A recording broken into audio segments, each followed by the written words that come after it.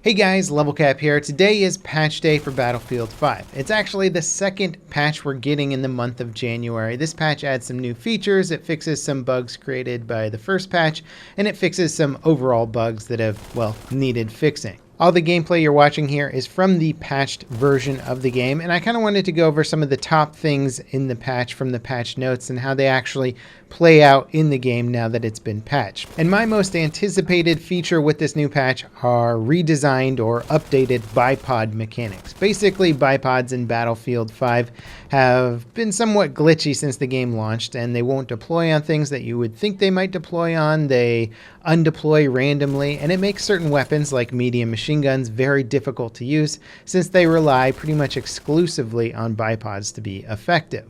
So here I am with medium machine guns testing them out again with the new bipod mechanics. Now the bipod does work far more consistently, far more reliably now.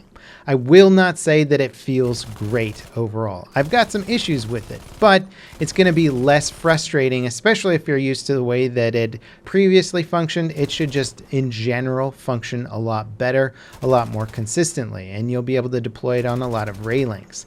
There is sort of an angle cut off with where you can turn the bipod to, at which point it will undeploy the bipod, and I found this to be a little bit too narrow, almost unrealistically narrow, and it does kind of cut off what you can use the weapon for. So it does feel slightly limited still. And this is a hard weapon to balance, right? Because the medium machine gun is very powerful once it's set up and can absolutely demolish people before they have any chance to actually return fire.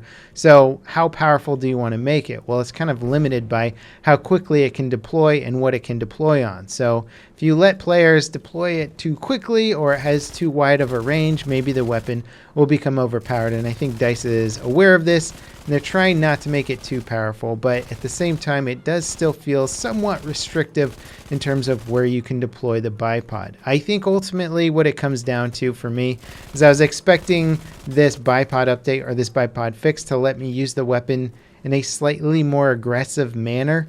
And I just wasn't able to. You still have to kind of prop up in a position and wait for players to cross your path. Now, I was kind of hoping that DICE might take another look at when you actually need to use a bipod with a medium machine gun, because when you deploy a machine gun or any rifle really on a ledge or say a stone wall, you wouldn't be using a bipod in that specific situation. You would literally use the ledge as the means to stabilize the weapon, which means the deployment time should be almost instantaneous upon getting to that ledge. And I was hoping DICE would make the ledge deployment faster or more reactive in this game and give me an option to play this class more aggressively if I was very aware of my ledges and I knew how to take advantage of them in the environment around me. Unfortunately, that's just not something that's been implemented in the game. So the deployment time is still too long, in my opinion, to use it aggressively. There are also some weird issues with the prone mechanics in the game, despite DICE having fixed a few of them with this latest patch. When you go prone near a wall or an object nearby, the game will start to jiggle your character back and forth, which actually undeploys a bipod or prevents you from deploying the bipod until you crawl somewhere or move your character further away from that object. Then you can deploy it. Also, if you're on a slope or something like that, you can still slide a bit, and that will prevent you from deploying the bipod. And so DICE needs to sort of look at the prone mechanics in addition to that, since they're very much tied into bipod deployment. So ultimately the bipod works better than it did before, but I still think DICE could do quite a bit to refine this mechanic. Now, one really nice UI update is a change to the color of the health bar when you're healing. It now turns yellow, and this can be from auto healing or from using a health pack. But I found it really useful to let me know when I maybe should hold off on using a health pack or not have to spam the health pack key because I'm already being healed. Anti-air mechanics have been buffed once again. They got a big nerf last patch, now they've been buffed, and they seem to work far more consistently now.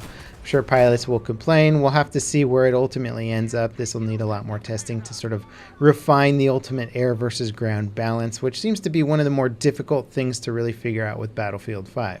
The map Panzerstorm has gone through a huge amount of changes. Mostly, they've just added a lot more cover and places where infantry can kind of take cover, sneak around the map, push objectives more effectively. They've expanded certain areas entirely, adding more buildings or bigger buildings. But generally speaking, if you hop on a Panzerstorm as infantry, you should have a little bit easier of a time getting around. Does that mean you're not going to get absolutely smashed by tanks? No. In fact, I found it almost pointless to play any other class other than the assault here. Recon was fun, but every time you ran into a vehicle, you just felt kind of hopeless. Unfortunately, they didn't fix that issue with the rubber band trees swaying everywhere. That was added into the game. It wasn't broken at launch. It was added into the game several patches ago, and we've now had 2 patches in which DICE has not been able to fix the bug that they created. So hopefully that will get fixed in the near future, because it's incredibly annoying on certain maps now, kind of obstructing your view and whatnot. The biggest issue with Panzerstorm right now is that playing the map is actually kind of difficult, because you have to play it through, I believe, Conquest only at the moment. And once you get into a game, it doesn't last probably as long as most people would want it to, and then you got to go on to the rest of the map cycles on the servers. There's no custom servers right now, so not having a map voting system and not having servers that are set up for big, large-scale map rotations kind of sucks for players who really want this specific kind of gameplay. You just have to quit servers and keep rejoining to get this big, open battlefield experience. Also, I think DICE still needs to do a bit of work with refining how anti-vehicle gameplay works. I'm able to sneak up on an anti-aircraft tank here, put all my dynamite on him that I spawned in with, hit him with a Panzerfaust, and then hit him with another Panzerfaust, and he lives through it. So this really kind of sucks for assault players. I had this guy dead to rights. He screwed up big time, letting me sneak up and get behind him there, completely oblivious, and I can't kill him. And there's nothing I could do. Even if I survive this situation, I have no more weapons to deal damage to him. And so that just kind of, in general, sucks. You can't take out an anti-aircraft tank, let alone a heavy armored tank, as a solo assault player, and I think DICE needs to balance that out just a little bit. There's also a bunch of cover and ledges in the game that seems to be blocking bullets. Even though I see the projectile flying through the air and blood coming out of my enemy, there's no hit markers here, and that's the kind of thing that really needs to be refined, because it is super aggravating. Now, DICE has updated the practice range with some new functionality to it. You can now practice aiming your Panzerfaust or your Piat at moving armored targets to just sort of give you a better idea. It's funky, like right there, the tank just respawned in and blocked my shot at the tank behind it. There's a practice range designed to help you land your grenade throws. I thought this, again, was kind of poorly designed. This grenade I throw here lands within like a foot of this barrel and it doesn't destroy it, and so the streak is over. So either the range is helping me or it's telling me I'm not throwing them accurately, in which I think I was there. So I don't know, it feels very haphazardly put into the game. There's a new feature that allows you to test bullet drop. Again, this is very finicky, where it seems to sort of turn off after a few shots and then you have to turn it back on. But in addition to that, you can't really put your targets out far enough to the point where you can really test your bullet drop at ranges, or start to learn far enough range bullet drops. So it's sort of like, cool, we have bullet drop in here, but now I can't put a target at like 500 meters to test the bullet drop on. I can only send it out a little ways to the point where the bullet drop isn't even an issue. So that part is awkward. Now then there's the skeet shooting range, which I was actually really looking forward to until I tried it. Now, pay attention to what happens here. We activate the skeet, shoot it, blows up. Cool. All right, I'm excited now. This is going to help me practice my aim and reaction time and stuff. Oh, here's another one. Bang. Wait a minute. Bang. Wait a minute. I just hit that twice with a bolt-action rifle, and it didn't explode. Here, let me play that back for you. Yep. Okay. Rechamber around. Maybe it's just a fluke. And second shot hits. Okay.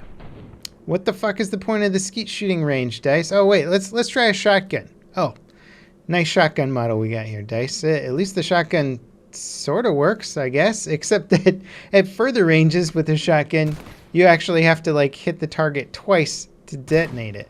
And the weird thing here is that the most useful update to the practice range would be the ability to bring out a fully specialized weapon, the same type of weapon that you would use in multiplayer. So the recoil and reload and all the properties are the same, and then also have like some moving targets at ranges further than 100 meters. So you can practice sniping at long range. You can practice the normal muzzle velocity at longer ranges on moving infantry targets. They added moving armored targets to the practice range. So it's sort of like the feedback from the first iteration of the practice range was not really realized very well here. So I don't know what's going on. At least we got a patch that improves some other areas of the game, right? And on that note, there have been some more improvements to vaulting and ledge grabbing. I wasn't able to test out ledge grabbing too much today, but I do plan on testing it out further in the future, seeing if I can incorporate that into some cool parkour tactics.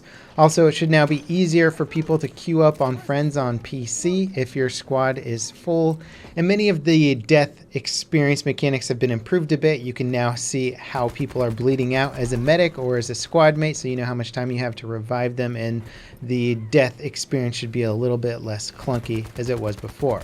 So overall, an improvement as far as patches go. I don't know why the practice range stuff made the cut. It's just kind of embarrassing. But it's not a huge patch in general. It's not going to change the way you think about Battlefield 5. It's just sort of inching it closer and closer to a polished game, which at the moment it still is not. But it's still a lot of fun to play, and I'm enjoying the heck out of Battlefield 5, despite its many, many areas that need more work and more polish. Thanks for watching, guys, and I'll see you next time. This is Level Cap, signing out.